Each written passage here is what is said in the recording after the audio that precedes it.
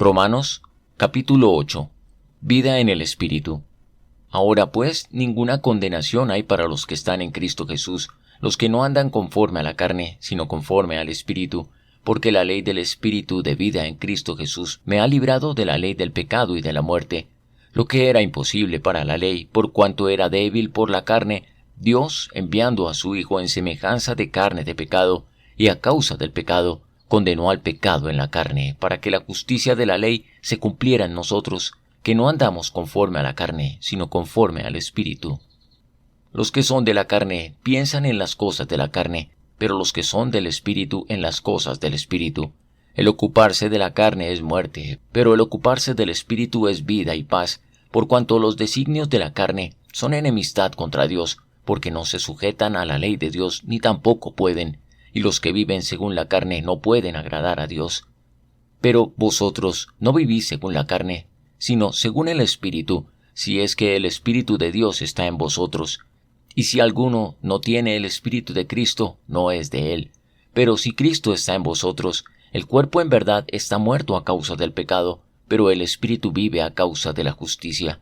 Y si el Espíritu de aquel que levantó de los muertos a Jesús está en vosotros, el que levantó de los muertos a Cristo Jesús vivificará también vuestros cuerpos mortales por su Espíritu que está en vosotros. Así que, hermanos, deudores somos no a la carne, para que vivamos conforme a la carne, porque si vivís conforme a la carne, moriréis, pero si por el Espíritu hacéis morir las obras de la carne, viviréis.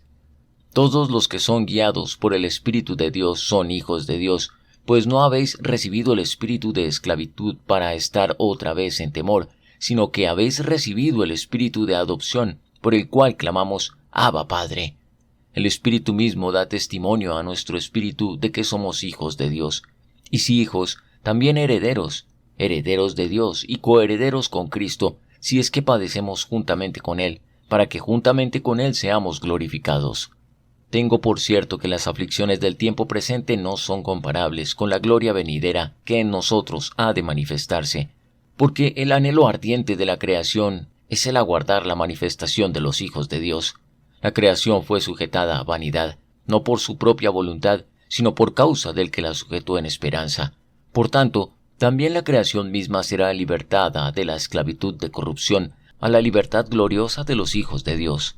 Sabemos que toda la creación gime a una, y a una está con dolores de parto hasta ahora, y no solo ella, sino también nosotros mismos, que tenemos las primicias del Espíritu, nosotros también gemimos dentro de nosotros mismos, esperando la adopción, la redención de nuestro cuerpo, porque en esperanza fuimos salvos.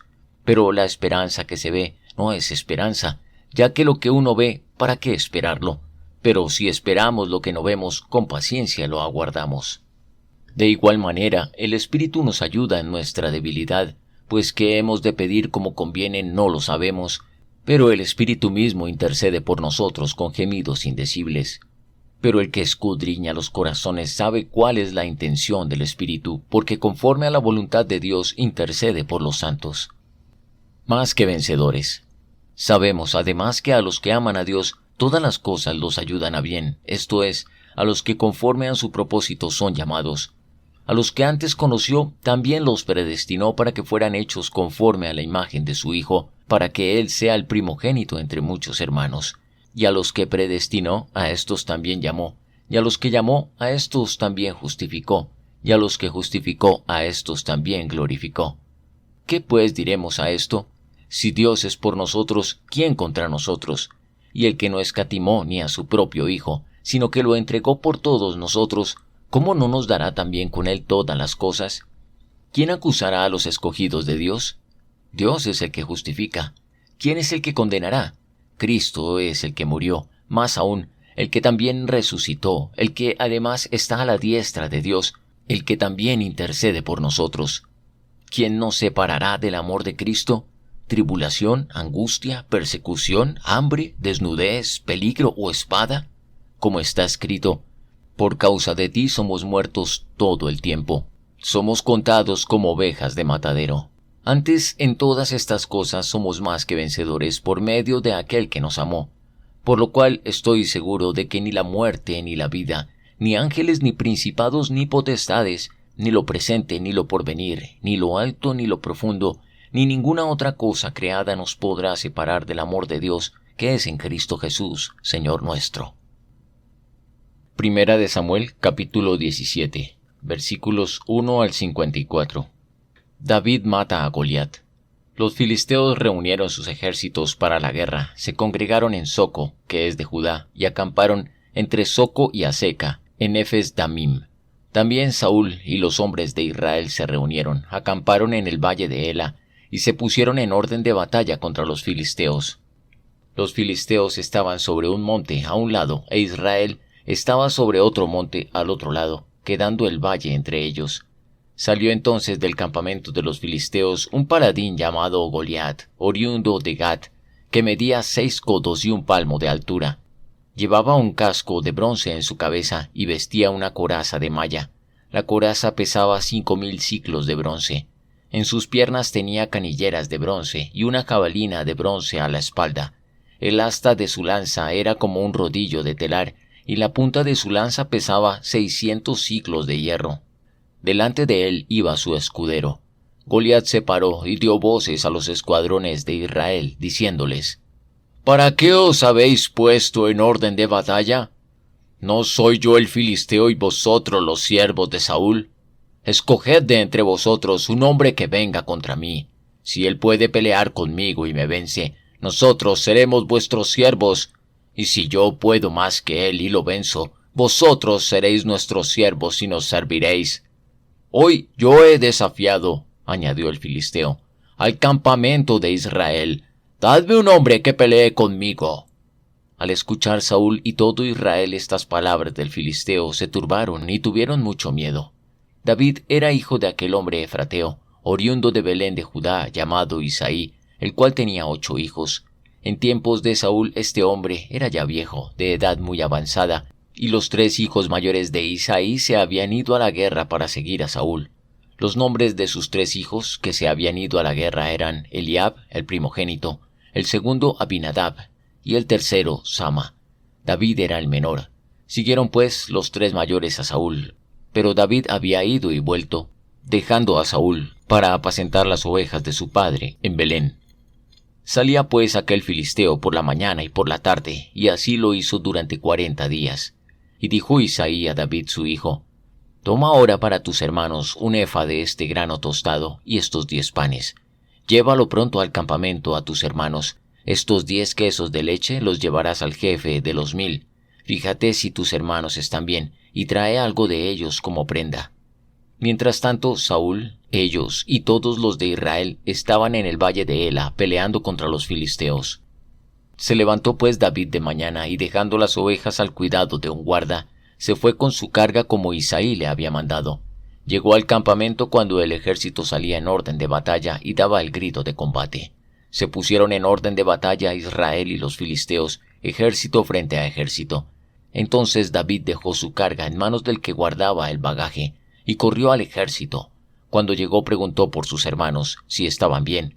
Mientras hablaba con ellos, aquel paladín que se ponía en medio de los 2 campamentos, llamado Goliat, el filisteo de Gat, salió de entre las filas de los filisteos diciendo las mismas palabras, y lo oyó David. Todos los hombres de Israel que veían a aquel hombre huían de su presencia y sentían gran temor, y cada uno de los de Israel decía: ¿No habéis visto a aquel hombre que ha salido? Él se adelanta para provocar a Israel. Al que lo venza, el rey le proporcionará grandes riquezas, le dará a su hija y eximirá de tributos a la casa de su padre en Israel. Entonces habló David a los que estaban junto a él, diciendo: ¿Qué harán al hombre que venza a este filisteo y quite el oprobio de Israel? Porque ¿quién es este filisteo incircunciso para que provoque a los escuadrones del Dios viviente? El pueblo le repitió las mismas palabras, diciendo: Así se hará al hombre que lo venza. Al oírlo hablar así con aquellos hombres, Eliab, su hermano mayor, se encendió con ira contra David y le dijo: ¿Para qué has descendido acá? ¿A quién has dejado aquellas pocas ovejas en el desierto? Yo conozco tu soberbia y la malicia de tu corazón. Has venido para ver la batalla. ¿Qué he hecho yo ahora? ¿No es esto mero hablar?, dijo David. Y apartándose de él, se dirigió a otros y les preguntó de igual manera, y el pueblo le dio la misma respuesta de antes. Fueron oídas las palabras que había dicho David, y se lo contaron a Saúl, que lo hizo venir. Dijo David a Saúl: Que nadie se desanime a causa de éste. Tu siervo irá y peleará contra este filisteo. Dijo Saúl a David: Tú no podrás ir contra aquel filisteo y pelear con él, porque eres un muchacho, mientras que él es un hombre de guerra desde su juventud. David respondió a Saúl: Tu siervo era pastor de las ovejas de su padre. Cuando venía un león o un oso y se llevaba algún cordero de la manada, salía yo tras él, lo hería y se lo arrancaba de la boca. Y si se revolvía contra mí, le echaba mano a la quijada, lo hería y lo mataba. Ya fuera león o fuera oso, tu siervo lo mataba.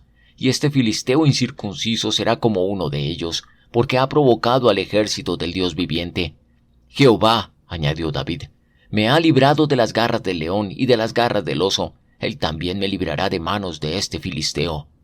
Dijo Saúl a David: Ve, y que Jehová sea contigo. Saúl vistió a David con sus ropas, puso sobre su cabeza un casco de bronce y lo cubrió con una coraza. Ciñó David la espada sobre sus vestidos y probó a andar, porque nunca había hecho la prueba. Y dijo David a Saúl: No puedo andar con esto, pues nunca lo practiqué. Entonces David se quitó aquellas cosas. Luego tomó en la mano su cayado y escogió 5 piedras lisas del arroyo, las puso en el saco pastoril, en el zurrón que traía, y con su honda en la mano se acercó al filisteo. El filisteo fue avanzando y acercándose a David, precedido de su escudero. Cuando el filisteo miró y vio a David, no lo tomó en serio, porque era apenas un muchacho, rubio y de hermoso parecer. El filisteo dijo a David: ¿Soy yo un perro para que vengas contra mí con palos?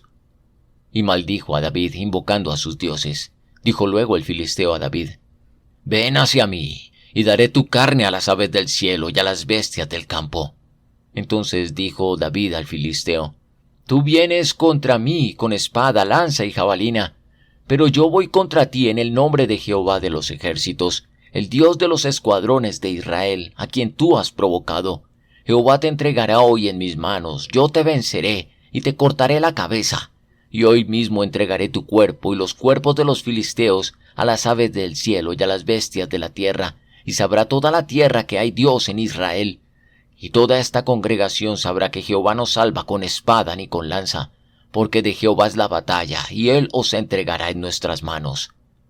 Aconteció que cuando el filisteo se levantó y echó a andar para ir al encuentro de David, David se dio prisa y corrió a la línea de batalla contra el filisteo. Metió David su mano en la bolsa, tomó de allí una piedra, la tiró con la honda e hirió al filisteo en la frente. La piedra se le clavó en la frente y cayó a tierra sobre su rostro. Así venció David al filisteo con honda y piedra. Hirió al filisteo y lo mató, sin tener David una espada en sus manos. Entonces corrió David y se puso sobre el filisteo. Tomó su espada, la sacó de la vaina, lo acabó de matar y le cortó con ella la cabeza. Cuando los filisteos vieron muerto a su paladín, huyeron. Se levantaron luego los de Israel y los de Judá, dieron gritos de guerra y siguieron tras los filisteos hasta el valle y hasta las puertas de Ecrón. Muchos filisteos cayeron heridos por el camino de Saraim hasta Gat y Ecrón. Regresaron los hijos de Israel de perseguir a los filisteos y saquearon su campamento. Entonces David tomó la cabeza del filisteo y la trajo a Jerusalén, pero sus armas las puso en su tienda. Salmo 62. Dios, el único refugio. En Dios solamente descansa mi alma, de Él viene mi salvación. Solamente Él es mi roca y mi salvación, es mi refugio, no resbalaré mucho. ¿Hasta cuándo conspiraréis contra un hombre, tratando todos vosotros de aplastarlo, como a pared desplomada y como a cerca derribada? Solamente conspiran para arrojarlo de su grandeza, aman la mentira, con su boca bendicen, pero maldicen en su corazón. En Dios solamente reposa mi alma, porque de Él viene mi esperanza. Solamente Él es mi roca y mi salvación, es mi refugio, no resbalaré. En Dios está mi salvación y mi gloria, en Dios está mi roca fuerte y mi refugio. Pueblos, esperad en Él en todo tiempo, derramad delante de Él vuestro corazón, Dios es nuestro refugio. Por cierto, solo un soplo son los hijos de los hombres, una mentira son los hijos de los poderosos. Pesándolos a todos por igual en la balanza serán menos que nada. No confiéis en la violencia, ni en las rapiñas os envanezcáis. Si se aumentan las riquezas, no pongáis el corazón en ellas. Una vez habló Dios, 2 veces he oído esto, que de Dios es el poder, y tuya, Señor, es la misericordia, pues tú pagas a cada uno conforme a su obra.